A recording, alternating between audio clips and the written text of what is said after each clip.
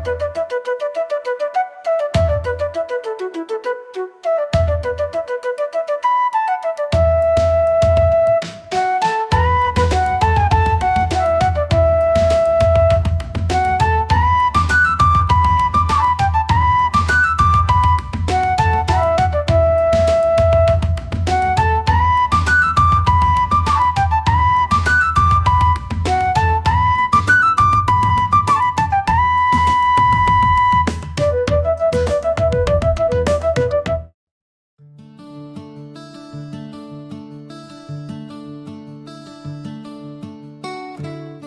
Chemical వ్యవసాయం చేస్తున్న రైతులకు నేను చెప్పదలుచుకున్నది ఒకటే.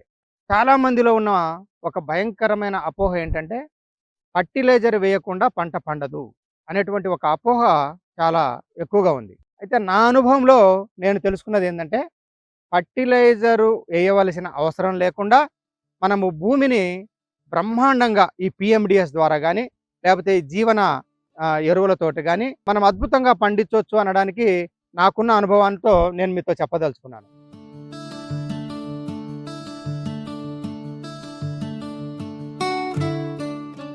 రైతు మిత్రులకు నమస్కారం.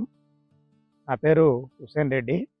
నేను ఒక రైతుగా, ఒక వ్యాపారస్తునిగా 2 రకాల రంగాలను నేను చూసిన తర్వాత నా అనుభవాన్ని మీతో పంచుకోవడానికి నేను ఈరోజు మీ ముందుకు రావడం జరిగింది. నేను 5 సంవత్సరాల క్రితం వ్యవసాయం చేస్తూ వ్యవసాయ రంగాన్ని వదిలిపెట్టి నేను నంద్యాలకు వ్యాపారం కోసం వెళ్ళడం జరిగింది. ఈ 35 సంవత్సరాల్లో నేను ఆర్థికంగా ఎదగగలిగాను, కానీ నేను కానీ నా కుటుంబం కానీ ఆరోగ్యపరంగా అనుకున్నంత ఫిట్నెస్ని మేము సాధించలేకపోయాం. తర్వాత మా ఇంట్లో వాళ్ళందరం కూర్చొని ఒక నిర్ణయానికి వచ్చాం. మనకు ఒక 50 ఎకరాల భూమి ఉంది కదా, మనం 1 ఎకరము మన కోసము ఎందుకు మనము సేంద్రియ వ్యవసాయాన్ని చేయకూడదు, మన కోసం మనం ఎందుకు పండించుకోకూడదు అని ఒక ఆలోచనకు వచ్చి, పోయిన సంవత్సరము నేను 1 ఎకరము సేంద్రియ వ్యవసాయం చేయడం జరిగింది. అది కూడా దేశవాళీ వెరైటీస్ తోటి.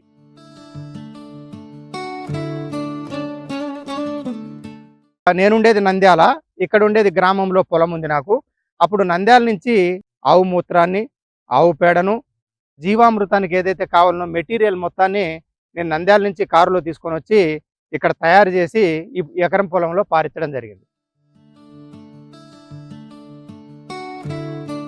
అట్లా ఎకరానికి దగ్గర నేను ఒక 4 దఫాలుగా ఈ యొక్క జీవామృతాన్ని పారించడం జరిగింది. ఆ ఎకరంలో నాకు 20 బస్తాల దిగుబడి వచ్చింది. సో ఇది గమనించిన నేను, ఇది కాదు, ఇక నాకున్న వ్యవసాయ భూమిలో మొత్తం వ్యవసాయ పొలాన్ని కంప్లీట్గా సేంద్రియ పద్ధతిలోకి నేను తీసుకురావడం జరిగింది.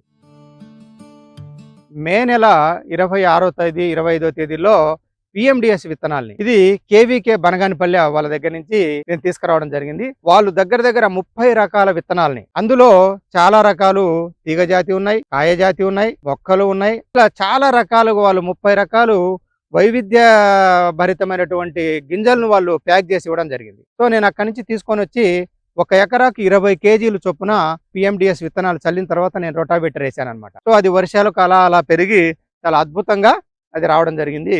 సో నేనేం చేశాను, తర్వాత దాన్ని 50 నుంచి 60 రోజుల మధ్యలో మళ్ళీ రొటావేటర్ వేసి భూమిలో దాన్ని దున్నించడం జరిగింది.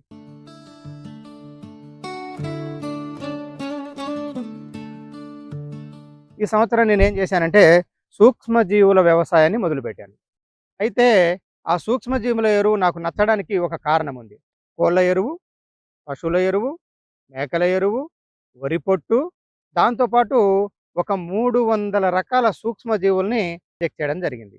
అలా దాన్ని అంతా చేసి బెడ్లులాగా ఆ ఎరువును పోసి దాంట్లో ఈ బ్యాక్టీరియాస్ని పోసి 110 రోజులు డీకంపోజింగ్ ప్రాసెస్ చేయడం జరిగింది. ఈ 110 రోజుల డీకంపోజ్ అయిన తర్వాత అదంతా చాలా స్మూత్గా ఎరువు తయారైంది. నాటు వేసే ముందు ఎకరాకు ఒక 3 బ్యాగులు అంటే సూక్ష్మజీవుల ఎరువు, 1 బ్యాగు వేరుశనగ చెక్క, అట్లాగే నాటు కింద ఇది వేసాను. తర్వాత ఇప్పటికీ 20 రోజులైంది. ఈ నారును మనం బెంగాలు వాళ్ళ ద్వారా సాలు పద్ధతిలో నాటించడం జరిగింది. ఇప్పటికే మీరు చూసినట్టయితే నా చేను 20 రోజులు చాలా బాగా అనిపిస్తూ ఉంది. 20 రోజులు అయింది ఇప్పటికీ.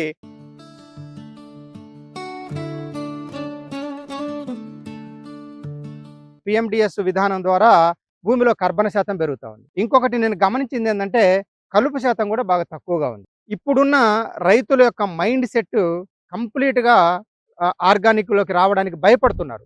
మేము ఇంతకాలం కెమికల్ చేశాం గదా! ఇప్పుడు ఎట్లాగో అని భయపడుతున్నారు. అందుకు నేనేం చెప్పదలుచుకున్నానంటే, మీరు పీఎండీఎస్ తోటి ఎంటర్ కండి. మీరు చాలా అద్భుతాలు చూస్తారు. మొదటి సంవత్సరంలో మీరు కొంచెం అటు ఇటు ఉన్నా గూడా, రెండో సంవత్సరంలో మీరు ఖచ్చితంగా సేంద్రియ వ్యవసాయంకి వస్తారని, సేంద్రియ వ్యవసాయంలో మీరు బెటర్‌మెంట్‌ని గుర్తిస్తారని చెప్పి నేను పూర్తిగా నమ్ముతున్నాను. ఆ తేడాను నేను గమనించాను. సో, రైతు మిత్రులు ఈ విషయాన్ని గమనించగలరు.